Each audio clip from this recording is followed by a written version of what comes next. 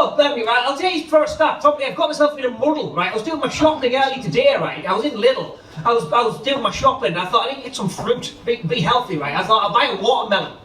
as you do, I just fancy a watermelon, right? It's not that crazy, but I was buying this watermelon, right, Birmingham. I got myself in a muddle because when I was buying it, I noticed that on the watermelon there was a sticker saying that this watermelon would count as one of my 5 a day.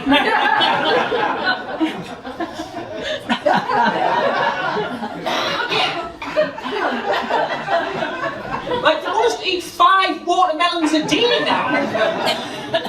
Does that seem right to you? That seems like a lot of watermelons to me. 5. And I was doing my big shop for the week as well. So that's like 35 watermelons.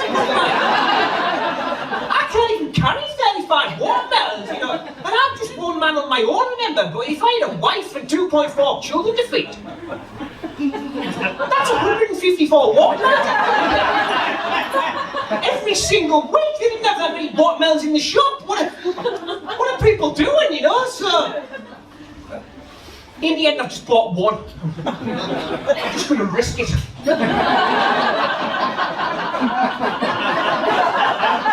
What are they going to do? I survived COVID, I'll risk this, you know. I don't care, you know. But so anyway, that's my watermelon trait.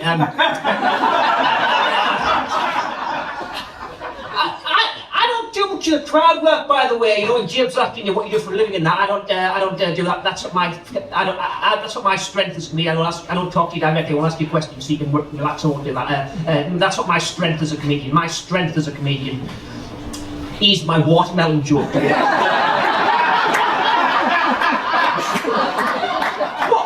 I tell that? I've flounder, to be honest. I've got nothing else. I make it last as long as I can, but only it's long. I've got one other joke near the end, but we'll see how that goes. I'll just fill time until I get to that. What can I tell you? I have something. No, my name's Tom Little. By the way, I should say my name if I haven't. I already have said it, but I'll say it again. Tom Little's my name. It's a good name, I think, Tom Little, but it's not a great name for a man. You know what I mean when I say that? Tom Little. That's not a name for a fully grown adult, is it? Tom Little's a name for a talking animal in a children's book. Like Stuart Little's cousin or an elf. That's who Tom Little is, surely. And I'm a grown man walking around with that name. You know, how is anyone taking me seriously? Not telling me, that's and no wonder who can blame them. They hear my name Tom Little, they're already thinking, oh, he sounds like a squirrel. You know? I feel like if it was called Tom Huge, I'd have a completely different life, you know. Never mind, I don't know what my parents were thinking calling me that, you know, but although to be fair, I could never name a child myself. I'm too indecisive, you know. If I had a child, I could never settle on a name. It's too many names, it's too much responsibility. If I had a child, I think I'd just call them Mate. For their entire life, you know. I don't know. Do you know when Game of Thrones was on? Did you hear that when Game of Thrones was so popular that quite like a few people all named their daughters Khaleesi after one of their Game of Thrones characters? Did you hear that? That's not a joke. That's just a true fact. So you were right not to laugh at that one. Don't worry. If you were thinking I didn't get that one, don't worry. I was not going to get there. Don't worry. But yeah, a few hundred girls have called Khaleesi after a Game of Thrones character, which seems silly to me. You know, name a kid after a TV show character like that. But mate, mine, he was a big Game of Thrones fan. He named his daughter Sean Bean. Could be worse. You know, I don't know what he was thinking. I just have a sip of water and. So what you meant to do when you're a comedian, you meant to, if you want to see water, you meant to do a joke that gets a big enough laugh. You might try and do a laugh. I sip the water, and I totally fucked that up. I hold that up. Because, well, I know, thanks for that. What it was, it's when I put it on the floor. If I had been holding it in my hand the whole time, I would have had time, wouldn't I? But as soon as I went down, I thought, oh shit, there's no way. I'm going to sip this water in silence. It's going to be excruciating, I can tell. You're all very nice, but I could tell you were all waiting for me. It felt like a long time, didn't it? I was sipping that water. I knew it would be conscious, you know, you are very nice, but I've been inside it for years, you know, I still get a little bit nervous. I know I hide it well, you know. When I had that sip of my water, just there, even though you're very nice, I can't really see your faces because the lights, so I did feel like you're all just staring at me, thinking, my God, can you ever finish the water? Finish that water, for fuck's sake. You know, so I apologise for that, I do,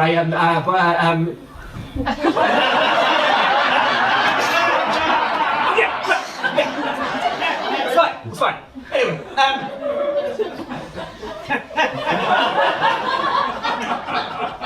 I always have water with me on stage. I can't drink. I don't have alcohol on stage because I'm driving usually. When I first started stand-up, I used to have Coca-Cola with me on stage, but I found that the sugar in the Coca-Cola sent me a little bit hyper. I don't know if you can imagine me hyper. It was too much. I was talking too fast. I need to calm down and relax. This is about as relaxed as I get, to be honest with you. I've never been more relaxed than I am right now. It's very stressful being me, but I was. So there's no way to link this, but have you heard of the painter Lucian Freud? Yeah. Yeah, you have. Good. I tell you, likes Coca-Cola. Lucian Freud. Right. That's a link. If you don't know Lucian Freud, all you need to do is he's a famous modern artist. That's it. That's all you need to know for the joke. He was a famous British painter of the last century. Painted a lot of nudes. That was the thing he was most known for. I think he painted Kate Moss nude, if that rings any bells for anyone. He died about 12 years ago, which I only found out recently. I thought that Lucian Freud was the most famous living British painter because he was 12 years ago when somebody told me that. I've not been Googling him every day, you know, but I found out he died about 12 years ago, and I was very upset to learn that Lucian Freud's been dead all this time, right? Because if he's been dead all this time, Birmingham, then who have I been posing nude for?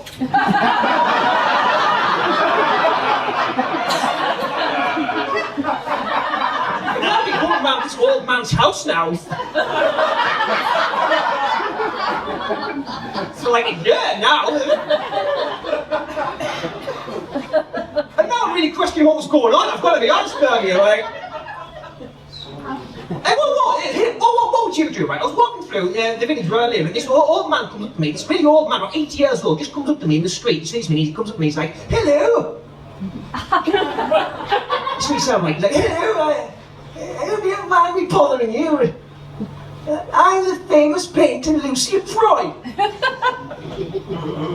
I'm quite well known for my nudes. Just moved into the area. My usual model isn't available. I hope you don't mind me saying so, but you look like a gentleman.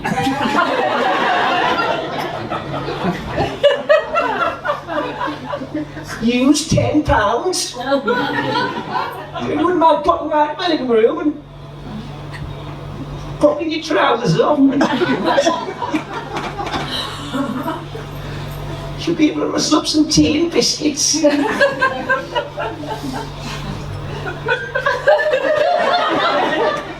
I'll do anything for a biscuit, Birmingham, I'm probably honest. Penguins as well, you know. I wouldn't get my cock out from a Krispy Kreme, obviously, but a penguin, I'm not gonna. So yeah, so I went and got naked for an old man for a penguin and tenner, which when I said out loud, I realised it sounded insane then when I said it, but there was a famous painter, Lucian Freud, he painted nudes. I really thought it was legit, you know, I thought it was a famous artist. There was nothing weird about him, there was nothing weird about him, there was nothing weird about his house, you know. The only thing that was weird about his house was probably me in it. Being bollock naked while an old man was looking at me, you know. Not even painting me, just looking at me. That should have been a red flag, but when I think about it now, I see to paint me later. I don't know, but... Well, when you give me some penguins, so, you know, whatever, you win some, you lose some, you win some, you lose some. That's my attitude. Well, what else can I tell you? Oh, I'll tell you this, right, Birmingham. I spend too much money on takeaways, right? Because I'm a comedian, I do gigs. I always have a takeaway after the gig. I thought it was getting out of control. I was spending far too much money on takeaways, you know. So I need to rein this in as cost of living prices stop. You know, so now when I go to McDonald's, I won't get the fanciest burger anymore. You know, like the Angus Steakhouse extra special barbecue, whatever bollocks burger. I just get the burger, you know. When I go for a Chinese, I won't get the special fried rice anymore. I just get the mediocre fried rice. Keep it real, no prawns for me, you know. If I worked harder at school, I could have had prawns, but no. When I go for fried chicken, I won't go for Kentucky fried chicken anymore. I'll go for the slightly cheaper chicken chops we have, you know, like, you know, Tennessee fried chicken, you know, South Dakota fried chicken, you know, tasty fried chicken, or whatever it's called, like acceptable fried chicken, adequate fried chicken, presumably fried chicken, ostensibly fried chicken. I hope this is chicken. I can't believe it's not seagull. That's where I eat now, Birmingham. That's where I have to eat, you know, since my Lucy Freud movie drive up, you know, that's where I have to eat. But I was in Carlisle, where I'm from, recently, and I was waiting for a train. I thought I'll get a takeaway. I was hungry, but I was going to get there was a chip shop outside this train station. I was going to get a battered sausage and chips for about £4, but I thought, no, that's insane. I'm not spending £4. I'll just get one battered sausage on its own. Get one battered sausage on its own for £2.80. I can afford that, so I went in. I said, I just want one battered sausage on its own. She was like, yes, that's illegal. You know, you're allowed to do that. Right? You're allowed to do it just to get the one battered sausage on its own. But I didn't. As soon as I ordered them, I didn't think that's a bit plain on its own, isn't it? One battered sausage on its own. You know, so I said, can I have some brown sauce as well? Right. This is where the story gets interesting. Because here's the thing, right, Birmingham, I didn't want to spend too much money, right? And I don't know what you would expect to pay for brown sauce in a chip shop in Birmingham. But in Carlisle, where I'm from, I would expect to pay either £0 or maybe 10 pence. Or absolute worst case scenario, 20 pence. And it was 60 pence, Birmingham. No. And you are right to gasp it for it. Because that's not a joke, that's just a true horrible thing that really happened. I got charged 60 pence for brown sauce in a chip shop. I'm just coming here to warn you, really. You know, it's not a joke, I'm just letting you know. Like, you know, that's what they're charging now. It's disgraceful. I know 60 pence. I'm not paying 60 pence for brown sauce. It's the worst thing that's ever happened to anyone. You know. But it is the worst thing that's ever happened to me. I was furious, you know? Because the thing is, like, 60 pence for brown sauce, you know, I don't want to spend too much money. I don't want to spend too much money, but I'm already paying £2.80 for the battered sausage plus 60 pence for the brown sauce, you know, together, that's loads, you know, I don't know what that is, but I didn't want to pay too much money, but I could, the thing is, 60 pence is such an annoying sum, because it is still so much. You resent paying for brown sauce, but it's still so small that you can't really refuse to pay it. You know, it's too embarrassing to say, I'm not paying that, and walk out. And so when she says it's 60 pence for brown sauce, you just have to go, yeah, it's fine. It's fucking not. You know, the town's annoyed at paying 60 pence for brown sauce. So what she did, right, you see, just by charging so much for brown sauce, she made sure to give me 60 pence worth of brown sauce. Which was too much for one battered sausage, Ben. Because I only had the one battered sausage, right? She gave me like a plastic tub of brown sauce, but it was like a margarine tub of sauce this woman gave me. It was jammed, right? I'd only eaten the battered sausage. I still had 2/3 of the sauce left. So I thought, rightly or wrongly, I'm not proud of this Birmingham, but rightly or wrongly, because I paid for it, because I so resented paying for it, I was determined to eat it. I know, didn't have anything to eat with. I just did my fingers in, just like brown sauce with my hands, just like a lot of brown sauce, like just shoveling it into my mouth like a chimp or a goblin, you know. I've gone feral. I don't know why. I was trying to make some kind of point, but I don't know who to. I've left the chips up at this point, you know. No one couldn't see me eating this sauce. I'm just going feral in the street, you know, eating the rain. You know, but finally I eat my brown sauce, I get on the train, you know, but then you know, then I just paid £200 for a train ticket, whatever. You know, I get on the train, right, but I sit down. My day gets even worse, right, because I sit on the train and I sit on a table seat, and I hate sitting on a table seat on the train because I always worry that I'm going to be sat opposite a stranger. I don't know if you relate to this problem at all, but I hate sat opposite a stranger on a train, because you sat opposite a stranger on a train, you do just have to stare.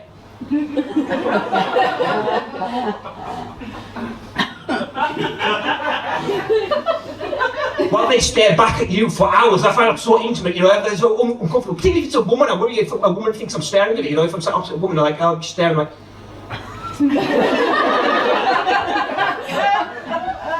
I worry I look threatening, you know.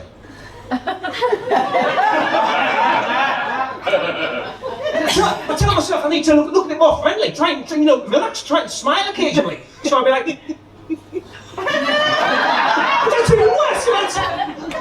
I don't know what to do, sat opposite streets, I find it so uncomfortable. I'd rather sit next to a toilet, to be honest. I don't know what it says about me, I would rather just smell excrement. Taking eye contact with a stranger, I don't know, right? But this woman sits down opposite me on the train, and I think, oh, here we go. I make brief eye contact, and be like, yeah, we're sat opposite each other. And I notice, right, it's a very beautiful woman who's sat down next to me. It's relevant to the story. She's very attracted to this woman, you know. I'm even more embarrassed, even more self-conscious about her thinking that might be staring at me, you know. So she sits down opposite me. I'm just like, yeah, okay, let's make it. Just stare out the window. I'm not being electronics, just stare out the window. Just look at watch the scenery for as long as this takes. So stare out the window like this for 5 minutes. My neck starts to strain. You know. So finally, I think I'm gonna have to change windows. So very quickly, just stare out the other window. Not trying to look at the woman at all. Just, you know, for as long as it takes. And I'm going all the way to London. I think I can keep this up. You know, just look at me. You know, look out this window for like 10 minutes. Finally change back. You know. But then, right, that's it. In as I'm changing, I briefly make eye contact with the woman, this very attractive woman, and I notice that she's looking at me. Which I think's weird, right? This woman's looking at me, Birmingham, right? She's looking at me, but she's like. She isn't embarrassed about the awkwardness of sitting opposite strings. She's like looking right at me, and she can tell that we've looked at that. She can tell. I won't muddle this up. She can tell that I can tell that I know that she's looking at me. You know what I mean? Right? We've established. I can never get word that way. But we've established we're looking at each other, and I think why is she looking at me? Right? And also she's like smiling. She's like laughing at me. She's like seems friendly, as if she wants me to talk to her. I think why is this incredibly beautiful woman want me to talk to her on this train? Is this the start of a rom-com? Birmingham. Could that be what's happening? You know, you've seen this in films, haven't you? Is this what's happening in real life? Is this incredibly beautiful woman just wants to get to know me for some reason? She's sitting on TikTok, is this what's going on? I don't know. You know, that's not probably not. But then I look away, but I look back and she's still looking at me, like still smiling and still like laughing as if she wants me to say something. I mean, why? What's going on? But should I say something? Birmingham? What would you think? You know, do you think I should? I tell myself, this could be the love of my life if I play this right, Birmingham. You know, if I play this right, you know, but also I could come across as weird if I get it wrong. Which could happen, believe it or not. You know, this is a shock you, but off stage I'm a little bit awkward, you know, so what's it? Can I say something? Well, funny, she's been looking at me for long enough. I feel like at this point it's weird that I don't say, it's more weird to not say anything. I feel like I have to say something, but I still don't know what to say. I don't want to seem too cocky, I don't want to seem like too smug. I don't want to be like, hey baby, hey, I know. I think I need to say something which might be the right thing. All I can think to say, finally, I just look at her and I say, what?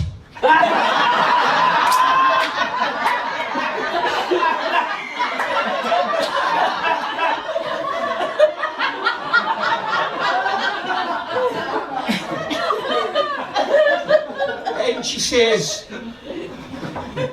you've got brown sauce on it.